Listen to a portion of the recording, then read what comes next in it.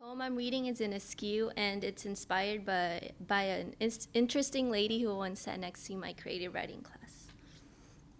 Observing a stranger. I don't want to go home. I'm stressed, she said, puffing artificial smoke during class. A ring of neon green sparks the end of this cigarette. The color should be red to tell her to stop. The dark shadow on the creases of her forehead, around her eyes and around her mouth, is lightened by the smile she carries on her face. As she talks to me about her life, she continues to write in her journal.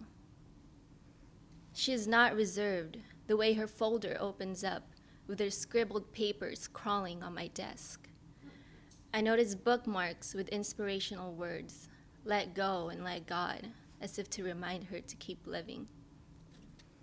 She uses lotion from a hotel to cover the stench of tobacco that has now become her skin.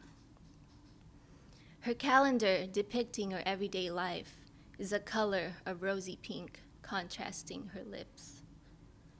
I imagine her, a cigarette between her fingers, with strong enough hinges on her elbow, transferring smoke into her lungs, changing the weather into a cloudy day.